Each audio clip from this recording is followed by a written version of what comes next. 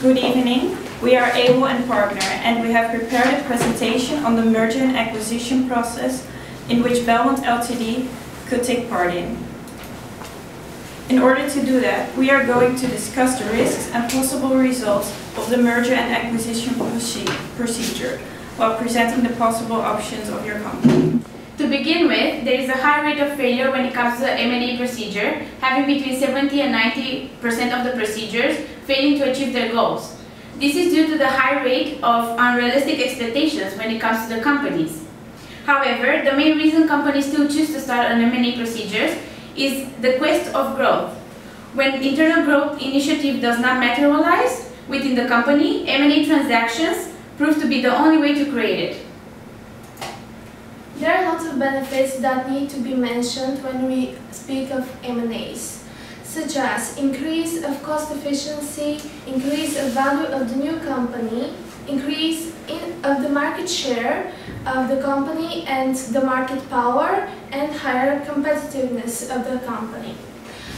An example that really shows how good M&A procedures and how beneficial they can be is the M&A between Pixar and Disney, which increased the revenues of the two companies with $1 billion just in 1 year. As we have just heard from Ms. Chender and Ms. Petrova, the process of M&A is a complex procedure carrying extensive risks. With a qualified team of professionals, however, understanding the delicacy of the procedure, the risks can be minimized. The M&A has got altogether 5 stages, the risk of which will be assessed in due course.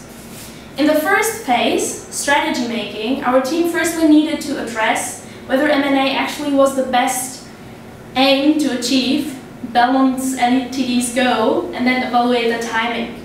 For a successful M&A, it is necessary to firstly have a strong base business as well as enough resources. At the negotiation stage, the biggest mistake is overpaying. That's why the team must work on an exact plan of negotiation and set a reservation price in advance. During the due diligence phase, which is considered to be the most risky phase of M&A, it is important to balance the amount of relevant information. On the one hand, the focus cannot be too narrow, as it is essential not to miss critical facts such as hidden liabilities. But on the other hand, it is important to create sound understanding without being burdened by irrelevant data. Both the buyer and the seller must ensure security over sensitive information so that they cannot be used for any competitive advantage by another company. During the 4th contracting and closing stage of M&A procedure, we can face 2 main issues. The first of them is risk of paying more than fair value, which derives from desire of management to top a competitor's offer. This risk could be resolved simply by the analysis of the main M&A procedure with the usage of all the accessible facts. The second issue is related to acquisition of the contract. To solve this issue, we need to exclude the provisions that may prevent closing of the contract. During the 5th stage of M&A process, we can face 2 main issues. The first of all is the issue of poor integration, which are closely connected with 4 sub-issues. The first is conflicting company cultures. This sub-issue can be resolved by emphasizing on common determinatives in both cultures of both companies. The second sub-issue is undue delays and ambiguity that is resolved simply by reduction of the time for a process. The third issue is poor communication, which need to be resolved by the delivering of the info regarding the efficiency gains during the first brief period of the acting of new company. The 4th sub-issue is lack of accountability and transparency, which could be easily avoided by establishment of the managing core with one head who is accountable. The second issue during the integration process is losing essential talent, which is closely related to key employees laws. This issue could be resolved simply by quick actions, certainty in decision-making process, retention bonuses to the employees, and proper communication between the management and the employees. Now we will proceed with the purchasing options. There are 3 purchasing options we will offer. The first one is the purchase of assets owned by the Carmen Real Estate Ltd. And the second one is the purchase via share transfer of Carmen Real Estate Ltd. And the last one is the purchase via share transfer of Max Holding and Max 2 BV. The purchase of assets is actually an agreement between buyer and sellers to acquire an organization's specified individual assets. Assets must be retitled to the new owner, who has the ability to determine which liabilities will be assumed. And the third one, only the assets and the liabilities that are identified in the purchase agreement are transferred to the buyer. The advantages to the asset of purchase is, first, the buyer is able to specify the liabilities it's willing to assume while leaving the other liabilities behind. And the second one, it is less complicated, especially from the securities law perspective, as normally you don't have to comply with the regional and national security law.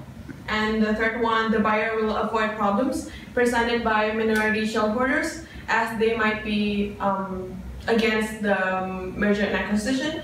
And the fourth one, the buyer can pick and choose which assets to sell and buy. So, the disadvantages of assets purchase is that it is quite complex and time consuming. Secondly, the purchaser has to pay state and local taxes on the purchased value. And thirdly, the consent and assignment of third parties' approval is required, such as stakeholders. The capacity of Belmond Ltd to merge with Carmen Real Estate is that the appraised value of the hotel and the surrounding area is 25 million, and the Israeli tax on transfer of ownership is approximately 19%. Therefore, the direct purchase of hotel and the surroundings triggers the tax. However, taking over the shares will not trigger any tax. So, the capacity of Belmond to merge with Carmen Real Estate is as the following. The appraised value of the hotel and surrounding area is approximately 25 million euros. The Israeli tax on transfer of ownership of the real estate is approximately 19%. Therefore, the direct purchase of hotel and surroundings will trigger the taxation. However, taking over the shares will not trigger any taxation. Just like my colleague mentioned, the tax included on ownership of the real estate is 19%, which was calculated to be roughly 5 million euros. The total would amount to approximately 30 million euros, which is still less than the 89 million, which is Belmond's financial capacity. The process of share transfer encompasses both the second option and the third option. The second being the acquisition of Carmen Ltd, the third being the acquisition of Max Holding and Max 2 BV. So the transferee in the process is the person who acquires the company after the process finishes. He has to sign the signed stock transfer form and present it to the transferor, while the share certificate certifies that he actually acquires the actual papers within the transaction. So the contractual obligations of the employees are still remaining after the process finishes, in that sense that they are still employed within the selling company. The stamp duty refers to the actual amount that applies to the share transferring, and the ownership of the entire company is remaining within the transferee's capabilities within the process after it finishes. So the advantages of the process are that the transferee gains ownership of the entire company after the process, and that it obtains also the licenses, any contracts or permits within the company, and also the fewer shareholders there are within the company. It facilitates the easy transaction, and it says that the company doesn't have to provide any costs or something. For the disadvantages, the liabilities for the transferee are unknown, and the refusal by the minor shareholders encompasses that the rights within the transaction have to be traded, while the requiring disclosure has to be exercised. The The second option speaks about the capacity to purchase the shares owned by Carmen Real Estate. In regards to Israel, where Carmen Real Estate is located, the taxation over a purchase of property triggers 19% of the purchase value. The appraised value of the real estate surrounding of the hotel is approximately 25 million euros. Therefore, direct purchase of the hotel and its surrounding land would increase the total amount of purchase by 4,750,000 euros. In conclusion, the final amount to be paid, including the taxation, is 29,750,000 euros, which equals to 1/3 of the amount which Belmond is financially able to afford. The third option is the purchase of Max Holding and Max 2 BV, which could create opportunities for Belmond.